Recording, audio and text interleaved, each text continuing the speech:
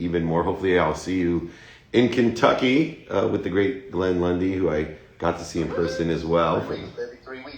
Got to see Glenn in person, and you know, we may sound like Glenn, but you're much better looking. I just have to admit. Oh, stop it. Make me blush over here. Make a brown man blush. Well, anyway, Jake, why don't you set the room, man? You guys get. You're a stud, dude. I love being in your energy. Your studio was amazing.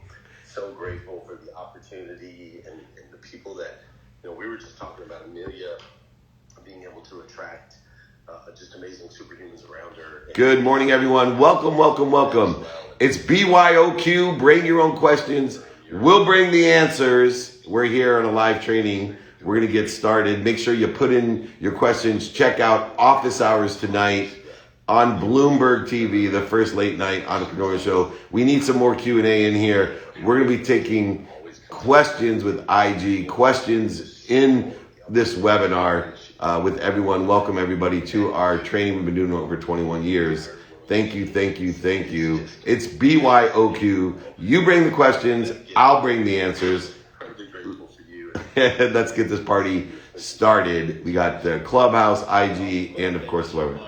That's all. Jake here. We'll get a quick Here we go. flash for Glenn, and then coming up, let's get a quick money flash. Thank you so much, everybody. We're so All right, we're going to take the first question here.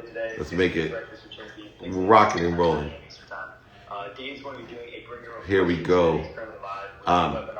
Do you ever think about how much money you've missed out on in terms of... Hold on one second. We'll get this going. I apologize. We'll get questions. Put your questions in here on IG as well, please. Thank you, everyone. Welcome. We're getting online. We'll get this thing moving. Thank you for your patience. Matt, good to see you. If the first question of the day here is from Instagram. The question is, why do I wake up more tired than when I go to bed? Yeah, so this one frustrates me because there's no reason after you spend whatever amount of time it is, from 4 to 12 hours, determined on who you are, that you should wake up more tired than when you went to sleep. I talk about my unwinding routine for this very purpose, is that an indication that you're working against yourself is if you wake up more tired than when you went to sleep, regardless of how long that you've been sleeping. It indicates to me that you either biochemically are putting things into your body that are exhausting you, or most likely you are hanging on to subconsciously and even fighting unconsciously some negative energies, thoughts, and resistance that is wearing you out when you should be, number one, recovering, and two, accessing the extraordinary information from the all-powerful, the all-omniscient, all-knowing. And too many people are being notified when they wake up if you are starting the day at the same spot that you started yesterday. If you are pushing a boulder to the top of the hill just to have it roll down every day. If you are feeling stuck, you are not utilizing the most valuable time that you have to, number one, recover, and two, to access without the ego. See, you're utilizing a great opportunity to get your ego out of your way. Instead, you're programming yourself in the recovery to wear yourself out. So one of the key indicators of why we want to unwind correctly, recover correctly, and access correctly is if we wake up and we're more tired than we were when we went to sleep, you're doing things wrong. It's an indicator, it's a pain, a setback, a failure, a mistake that should be propelling you to a better place, a better situation, so you feel better each day. You're more productive, being able to provide more value, more accessible, not only accessible to others because you're rested and recovered and happy, but also able to access more, learn more lessons, make more money, and have more fun. But also, it actually applies to your gratitude. If you are rested, especially if you're in this plateau and growth strategy, you're capable of what? Finding the light, the love, and the lessons in all situations, even ones that initially appear to be resistance, even one initially that appear to be pain, setbacks, failures. You now are utilizing your system the way it was designed to be. The reason we go to sleep is so that we can recover and access all information in that manner. So utilizing that methodology to do so, please think about how you feel in the morning and make the adjustments necessary to be productive, accessible, and gracious. What a great question to start out with. Jake, do we have someone that wants to come up and ask a question on Clubhouse?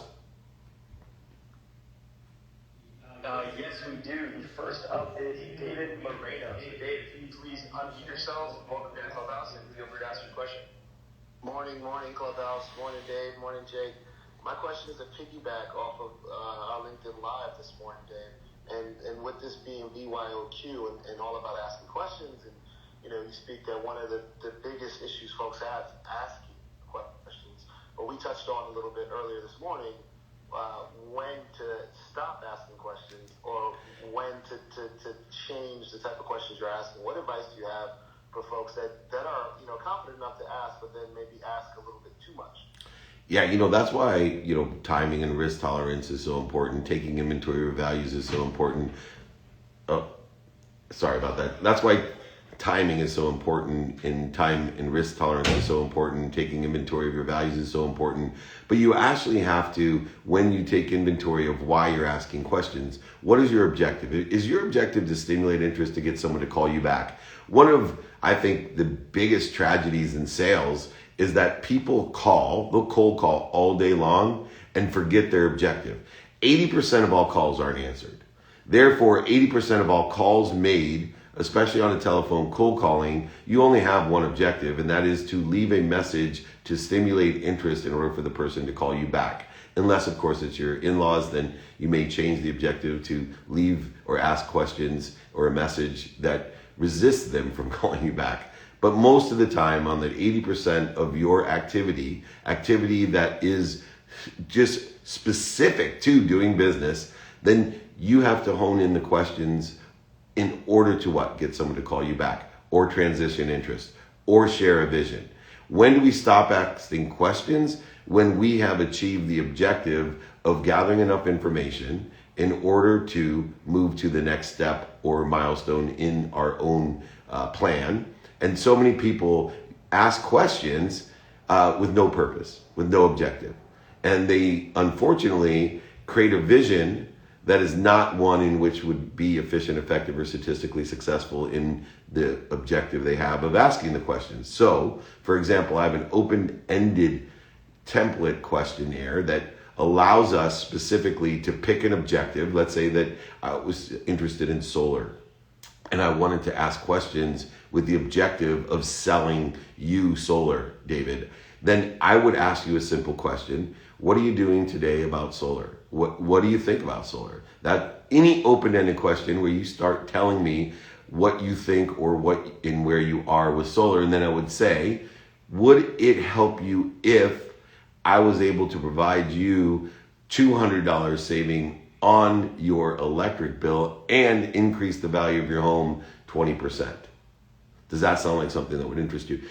If we use the correct questions, we don't want to then, if the person said, that'd be great, we don't then want to say, well, what are you doing for home batteries? And no. You already have them into a shared vision. Now you can utilize the credibility, emotional attachment, quantifying and articulating the reasons, impacts, and capabilities to articulate a value greater than what you're going to be asking for. So many people ask too many questions because they are so busy working or asking, they forget to meet their objective.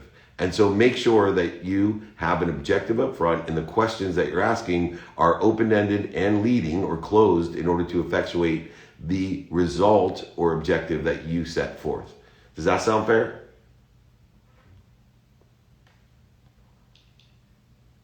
That answer your question, Dave Moreno? It sure did. Thank you, buddy. Thank you. All right, I'm gonna take a question here on the webinar that we do. I've been doing these trainings for over 21 years. This is the byoq training. Bring the questions, I'll bring the answer.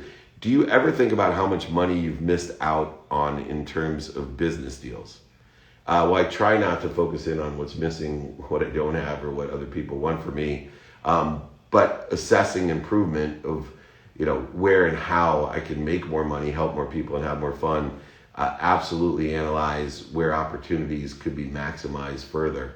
And I obviously, like many other people, have missed out by not doing things at my potential or pursuing that potential many times. I've screwed up many deals. I mean, for goodness sake, I went bankrupt and lost everything in 2008, over $100 million. So I think about what can I do better? What did I do to attract this to myself? And what am I supposed to learn from it? And one of the things that I found was that I was not codifying opportunities that I had actually effectuated or executed on. And so for me, I utilized an overlap agreement in order to make sure that anyone, from my dentist to the realtor to the financial planners that I work with to anyone, a car salesman, or even more importantly, other businesses that I may be more heavily involved with, that I codify the expectation of being able to refer business and get paid mutually for bringing business and receiving business from others. And this one mechanism has, reached almost to 8 figures now throughout the 10 years that I've been doing it, because I was sick and tired as I looked and said to myself, what did I do to attract this to myself, and what am I supposed to learn from it? I had a need to be offended and resentful for helping people. And, it's an amazing thing, this need to be offended. The other day, I was speaking in Las Vegas, and someone that I mentor in speaking was speaking before me, and I'm sitting backstage with Colleen, the president of my company, and she's been with me for, in fact, today's her birthday, so I don't want to tell you how long she's been, but happy birthday, Colleen, by the way. Everybody loves you. I hope you are celebrating and enjoying your special day. Remember, you are allowed to wish for more wishes. That's a fallacy. That's not true. So keep on wishing the multiple wishes, and may they all come true for you. Anyway, we were sitting backstage, and this person was speaking before me, was literally verbatim speaking parts of my speech. Be more interested than interesting. Be kind to your future self. Do good deeds. Gratitude, forgiveness, accountability, effective communication. And I had a huge need to be offended. I'm sitting backstage thinking to myself, are you kidding me? I got to step on stage and re-engineer my entire speech because he's stolen, in my opinion, at that time, my speech. And I even went and looked through the curtain and gave him the stink eye, thinking, oh my gosh, I can't believe you're doing this to me. And then, of course, my higher thinking, my higher self took over, and I stopped and breathed and thought about what my mission was, what my objectives were, which is simply to empower others to be happy, to help people make a lot of money, help a lot of people, and have a lot of fun. I'm looking, which is why I come here every single Friday at 6 a.m., is to help and find 1,000 people, this breakfast of champions that we can empower to find another 1,000, to find another 1,000, 1,000 times 1,000 is 1,000,000, 1,000,000 times 1,000 is 1,000,000,000.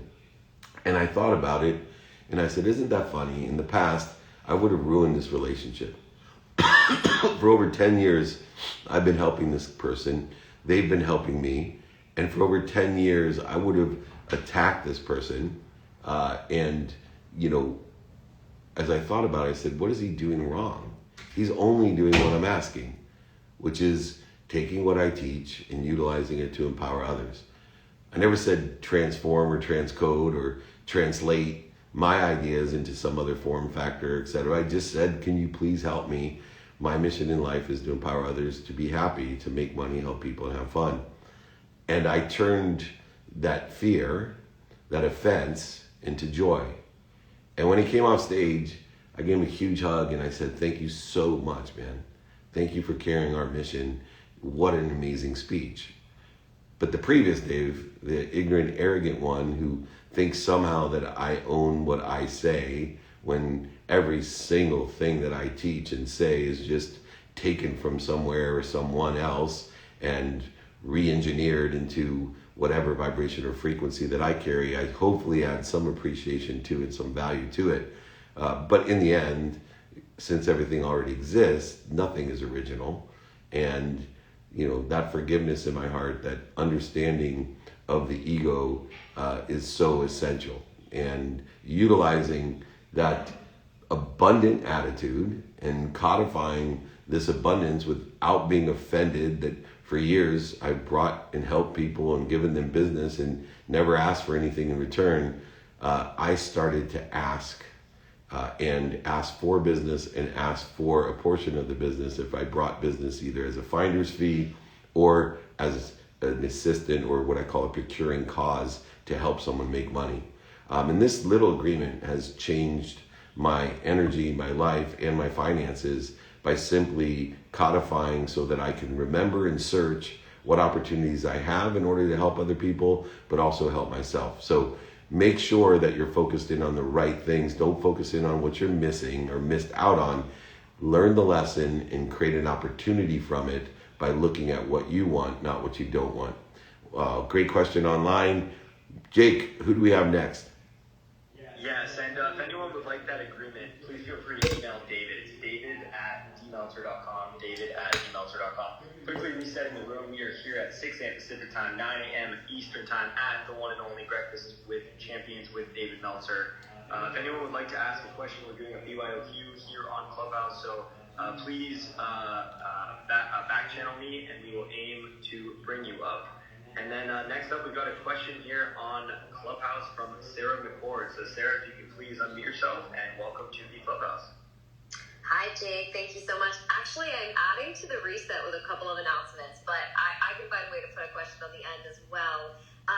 We wanted to take a moment throughout the morning to let everyone in the room know that on Monday, we're going to go back to really honing in on our morning show programming and Breakfast with Champions. So you'll see the room open from 5 a.m. to 11 a.m. Eastern time every weekday, followed by the social media show, and then some pop-up rooms in the afternoon, which is going to give us more of an opportunity for tighter content in the morning, and then in the afternoon to have those open Q&A stages, to interact with you, to be on your stage, and to move across social audio platforms. And so there are 2 points I have on that. The second, which will be my question to you, David. The first is Carmelia, who's right below me, is going to be interviewed by the founder of Wisdom at 10 a.m. Hey, Car, do you want to tell us anything about that? She might be getting ready. But we're super excited.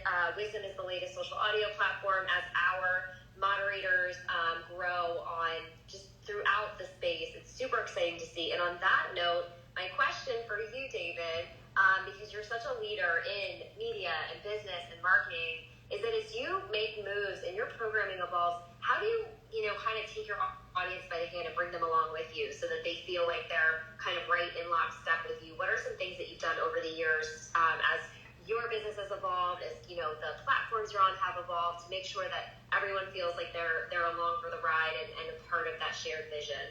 I'm done speaking. That's a great question, Sarah, and thank you so much. And thank you for those announcements as well. I think that's an extraordinary opportunity for everyone. What a great move. It's interesting because the more content that you do and the more that you expand and accelerate, you have to remember that everyone's not where you're at. And so the perpetual nature of content and the different platforms, we have to be very careful on modifying content to match the audience. So my content on TikTok is different than LinkedIn, is different than Instagram, is different than YouTube, is different here as well. And you're speaking not to an audience, but you're taking the first step to understand what an audience is listening for, and then serving that frequency to the audience for what they're listening for. Several different mechanisms that I've utilized over the years. One, transcribing every piece of content, video, audio content, into word form, which is incredible AI out there that allows you to do so in a very inexpensive manner, and then building your own search engine. So I have search.dmeltzer.com that allows my audience where they're at to search for the videos that are in and describe utilizing the words that they are most comfortable with. So if they're at a level where they just, it resonates to them to say thank you before they go to bed and when they wake up, which, by the way, as complex as I get into some very obscure, time and illusions and other things in the metaphysics and quantum physics world that I work in, that some people just want to hear the gratitude video. And so we give an opportunity through allowing people to speak their language and their vocabulary as everything grows upon itself because of the perpetual nature of the platforms, that you want to utilize some sort of mechanism so that people can seek and be delivered on their terms, on their frequency, the information that they understand, so they can grow through where you're to or go past it as well. And I think it's really important to understand the 4 different aspects of media so that you can align and synergize with that frequency and grow it. Is number 1, you need to capture your content, all of it, the most that you can. You have to understand and have a team or yourself to have a strategy to modify it correctly for what people are listening for.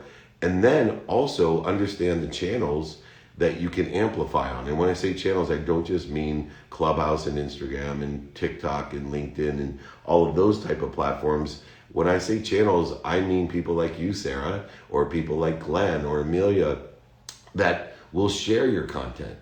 And they specifically will share the content that is at their frequency that resonates with them. And if it resonates with them, it'll resonate with the people, their community that surrounds them, that speaks at that frequency or level. And then finally, we already talked about the perpetual nature by transcribing all of your content into word form so that it is much easier to search for the content that is at the frequency or level that someone is listening for. So don't necessarily think everyone's listening to you. Take the extra step, be more interested than interesting, find out what the audience is looking for, what your spectrum is, and then strengthen your signal within the context of that spectrum in order to facilitate a better alignment and more strong relationship or resonation with what you're saying. I think this is one of the most crucial things in media and marketing. It allows you to be consistent and persistent in what you do and grow an audience at an exponential rate by understanding the strength of your signal, the spectrum, and of course the clarity of your message of what people are listening for. Thank you so much, Sarah. I really appreciate it. Jakey Bakey, you want to reset and we'll take on a question here online? Yes, let's do it. Thank you so much for the question and reset, Sarah. Much appreciated. Dave, let's take a quick question from Instagram. I'm excited about this question because the day is finally here. It's about the Office Hours TV show that is actually airing tonight. So the question is from Tori, and she asked, can you tell us about your Office Hours show that is airing today, and who was your favorite guest on the show? Well, the guests are amazing, but I do have one favorite. It's Sadhguru.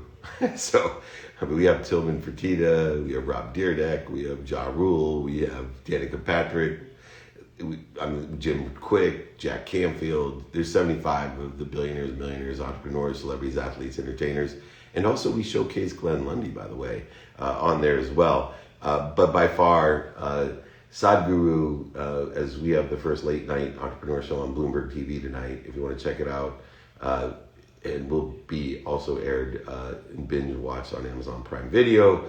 But his knowledge is incredible. If you haven't checked out Sadhguru, please do. He's like the Deepak Chopra of the world.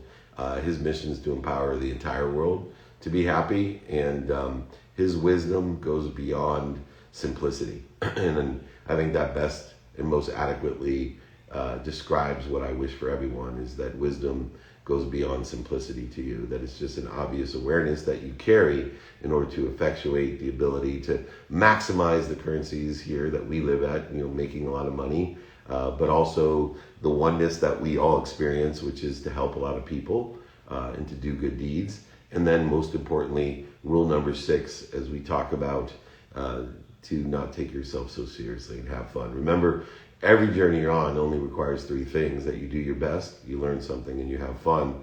Write those 3 things down. Ask yourself, after the activity you get paid for, the activity you don't get paid for, have I done my best? What have I learned? And I've had a good time. If not, seek the light, the love, and the lessons. Figure out how to do it better next time. Realize the pain, setbacks, failures, mistakes are propelling you towards that, towards doing your best, towards learning lessons, and towards having fun.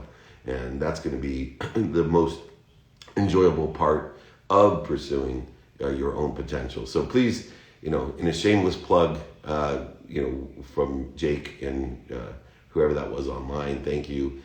Please join us. You'll love it. It's the best project I've worked on. It's called Office Hours on Bloomberg TV and Amazon. Check it out. We have some extraordinary guests and lessons and a lot of fun as well.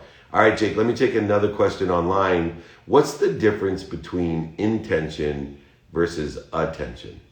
I think is really important, because what you pay attention to and give your intention to equals the coincidences in your life. But you need to know what to pay attention to. Where are we putting our primary focus? Do you have a vision board? Do you think about your values? Do you think about who you can help and who can help you? Are you studying your time? Are you studying it with the lenses of productivity, accessibility, and gratitude? Your sleep, do you have a plan? Do you have an unwinding routine? Do you have a sleep coach? All of these things are attention. Attention is what we are focusing in on. Setting forth an objective, timing and risk tolerance in an investment is attention.